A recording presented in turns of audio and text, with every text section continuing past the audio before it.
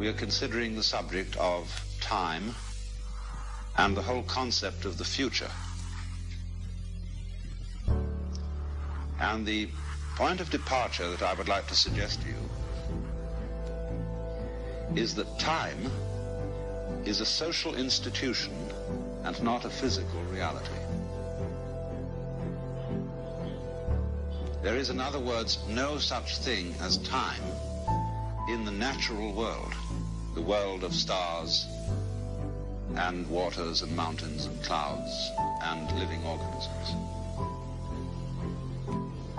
There is such a thing as rhythm. Rhythm of tides, rhythm of biological processes. But time as such is a social institution. In the same way that language is, that number is, that concepts are, and all measurements, inches, meters, lines of latitude and longitude. All those things are social institutions or conventions.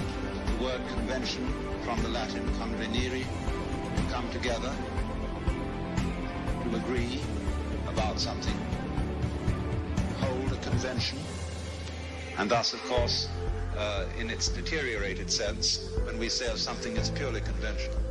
That is to say, you needn't take it seriously. Now, of course, are we going to take time seriously? That is the big question. And it depends what you mean. If you don't understand that time is a convention, of course you take it seriously. And you are driven by time. Time is money. Time is of the essence. And we do, don't we, live in a culture, or a complex of cultures in the Western world where we are literally driven by time. If you read a book like Jules Henry's marvelous work, Culture Against Man, he documents in the most extraordinary way to what an extent this particular culture is driven. So that even the psychologists have altered the old-fashioned word instincts, and now they call them drives. Because there's this feeling, you've got to make that deadline. There's something there you've got to get to. And people feel driven even when, supposing something's going to happen, you've got an appointment coming up. And some people find that in a strange way unsettling.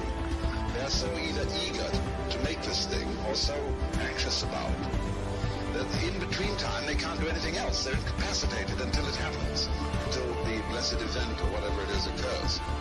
And time then obviously is a way of measuring motion by comparing motion with some sort of constant. Now the constant in the question of time is a circle, marked out in 360 or 60 degrees. And that is time.